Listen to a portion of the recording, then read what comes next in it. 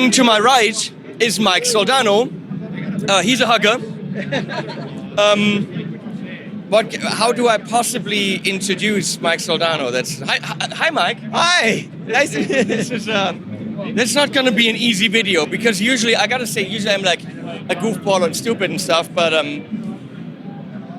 to have your logo on an amp is in my home or in someone's home is for many people something they desire big time.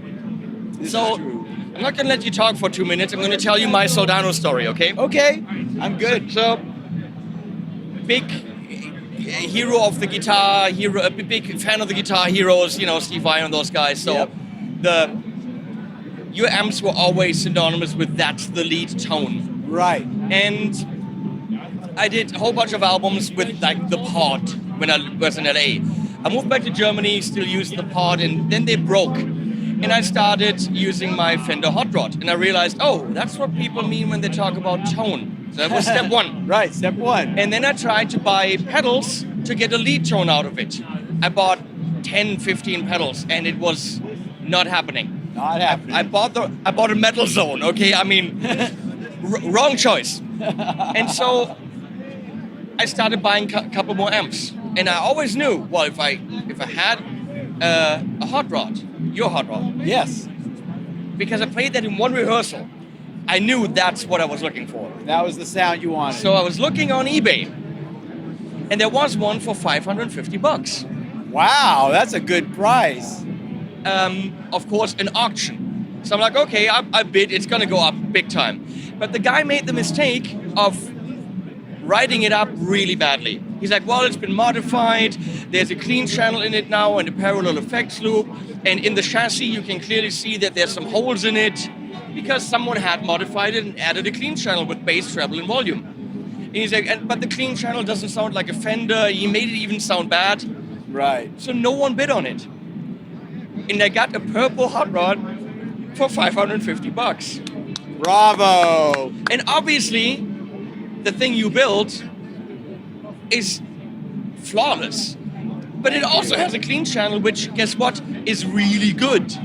There you go. So I have a 2-channel hot rod for $550. That is sweet. Bought purple chicken heads, put them on there, and it's been in every video for 6 years, which by now we're up to 1,970 videos. Wow. And that amp's always in the videos? It's center stage in my amp rack. Oh, I'm honored. And it's not going anywhere. That's my baby. I've used it on albums, and I mean, why would you get rid of that amp? You have to. I'm honored. That's so wonderful. So what you've done obviously has inspired other people.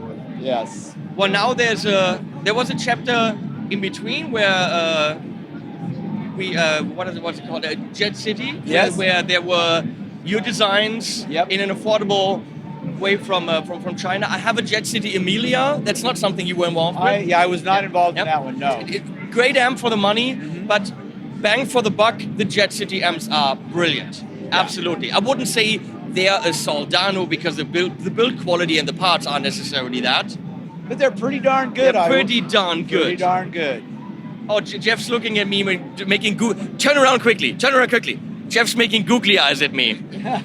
So, no, I have the Emilia, which is great, and I have a couple of friends that bought the cheaper Jet City amps. Killer. And, why not have a version of what you've created to people that, otherwise couldn't afford it? Well, and that was the whole idea behind Jet City when we did it. Yeah, that was, when I originally was involved, that was our whole idea, was to bring my designs in at a very affordable level for the masses. And I thought we were really successful with it. Now we're, of course, at the boutique amps distribution. That's right. Well, that's a mouthful. Booth. Now, they don't just distribute, the name is misleading. They actually build. It's boutique amps, building place. They manufacture.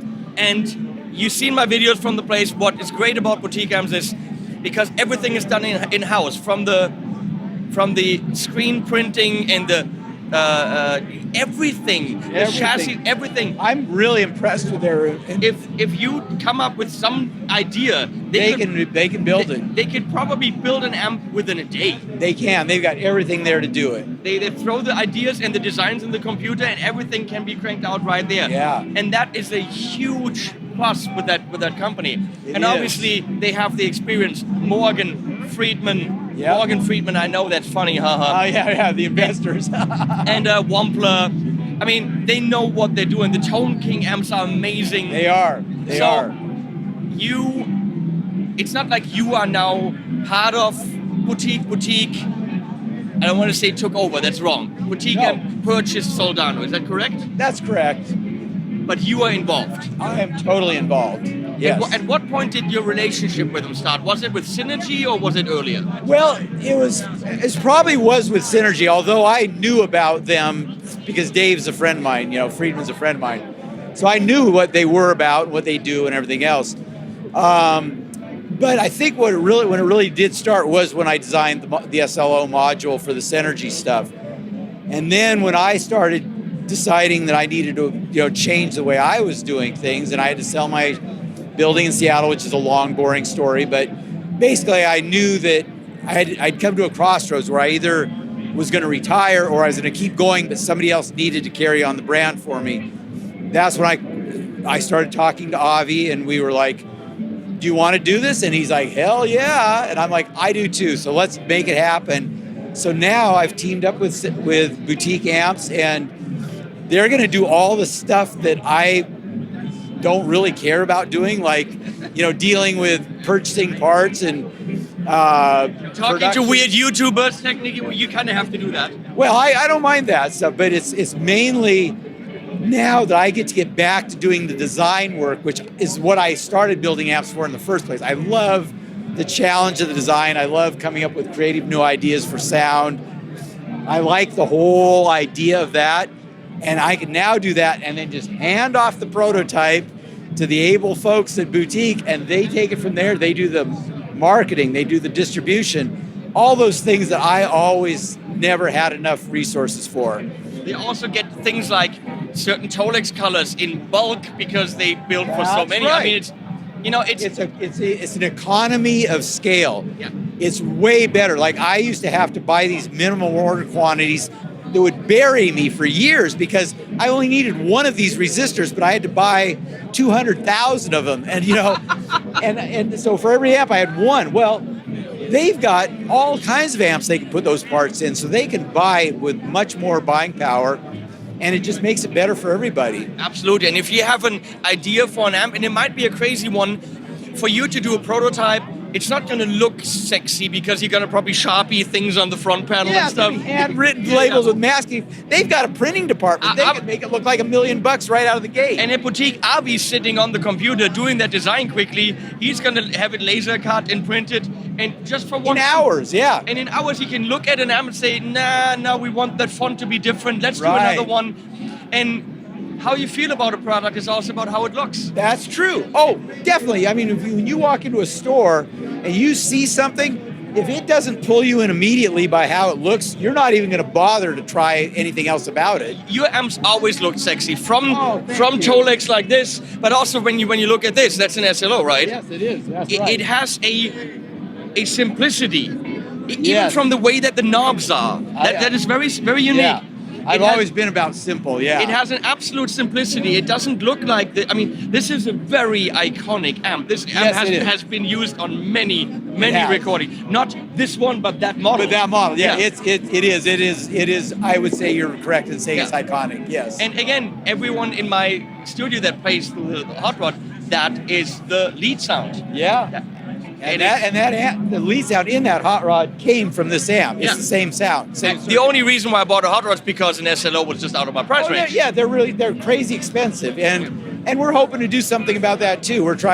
We want to make these more accessible to more people with a more economic building team and system. That's right. Now, if it's you sitting there fiddling with every single amp, that's different than Avi's team. That's Avi knows how to do things. He does. He's totally capable.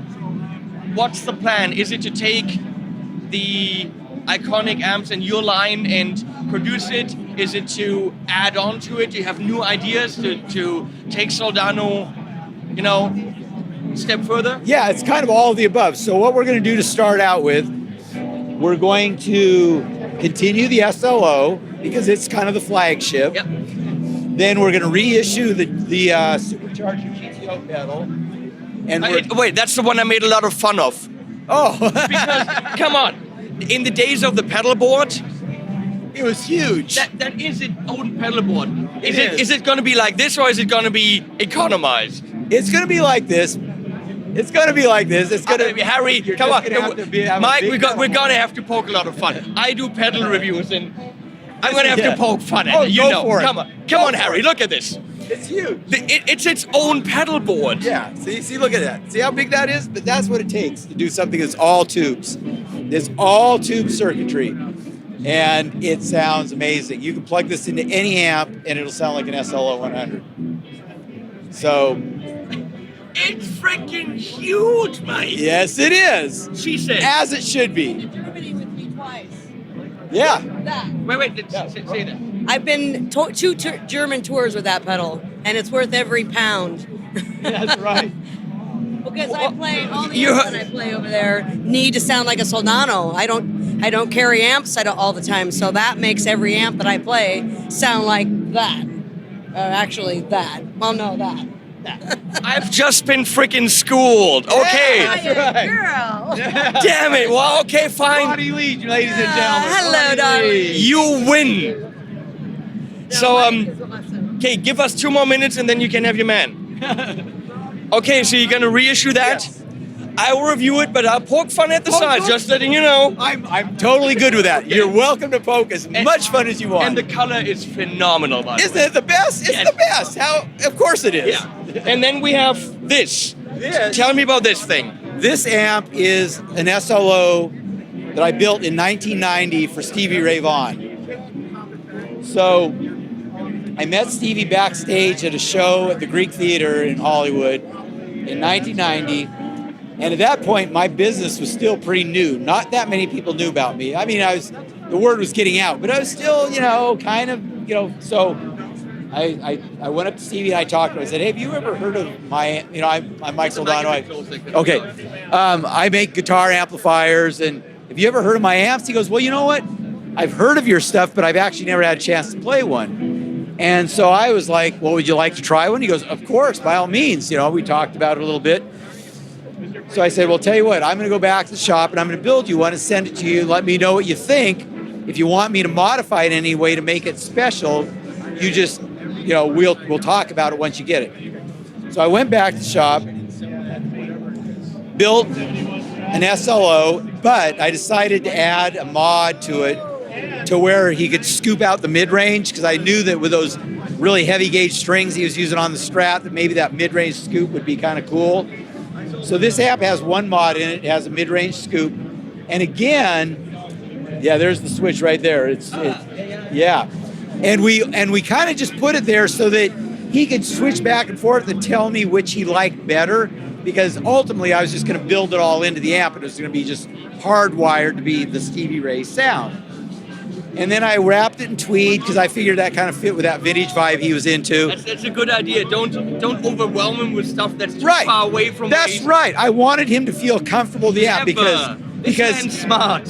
well, it's probably the first really true high gain amp he'd ever played. I wanted him to kind of be able to not feel like he was playing a hair metal amp, Yeah. and instead was playing something that he could relate to. I got it all built, and by the time we got it built, that tour had already started that he was on with Clapton, Robert Cray, the tour, So we sent the amp to him en route, and then some time went by, then the fatal crash, and that was it. So huge loss for everybody in the guitar and music world. About 6 months later or so, I get a phone call from, and my memory is really foggy these days, so I can't remember if it was the production guy or the guitar tech, but one of his guys called me. He goes, hey, we have your amp here. Stevie's not going to be needing it where he is now. We're sending it back. So the amp came back to me, had this dent in it that somehow happened in the time they had it But when I was on the phone, I did ask about, what he thought of it. And he did actually play it once, I believe, or maybe twice. And the review was positive. The guy was like, yeah, he wanted to talk to you about this because he was willing to, collaborate. And he said he felt it had too much gain. He wanted probably the gain reduced. So what could have been probably a really cool amp never got to happen. So this came back, it sat in my shop for years and I wouldn't even touch it. I just looked at it. And then finally I started playing it again. And eventually it started ending up on my friends' records. I'd loan it to my closest friends and let them take it to the studio. And so it's been a fixture in my shop ever since 1990, and now it's going to go to its new caretaker, which is Boutique Amps Distribution, and it's going to reside in the world of boutique. That is something you're giving up and giving to Avi as well? He wanted it and I felt he should have it. So it's now Avi's amp. That's nice. What a killer story. Yeah. Well, again, the amps are all amazing and sexy. I can't wait can't wait to see what you're coming up with, because it's not just going to be the normal product line. Oh no, we're going to go crazy now, because now I actually have time to do design work again. So, like I say, we're going to start out with the pedal. We're going to do an SLO 30, which is going to be based on my Hot Rod 25. I'm going to take the Hot Rod 25, add a depth knob, add the clean crunch switch, put the bright switch in it, make it a little bit larger chassis. That's going to be our immediate future stuff. After that, we're going to just start brainstorming, and I'm going to take a bunch of ideas I've been wanting to do for a really long time, and we're going to come up with some new stuff. So there's so many things are now something that amp companies do, like built-in load box, impulse response loader built into the amp, great DI outs. Stuff that really, where you have like an SLO, which is like 100 watt, and you have to crank it, all of a sudden you can, but then if you have like a built-in load like Tone King amps, where of course you can benefit from the knowledge at Boutique, because the Tone King amps all come with built-in amazing load boxes. Oh, they are. They're wonderful, yeah. So how easy would it be to take that technology and implement it into Soldano? Now you have a 100 watt Soldano with a nice knob in the back, take it down, maybe XLR out for gigging. The world is your oyster, as they say. It is. And now I have the time to do that, where when I was running my business day to day, I didn't have the time to do a lot of that development work. So I'm really looking forward to this. It's going to be great. Plus, you got all these other guys to just hang out with and kick ideas around.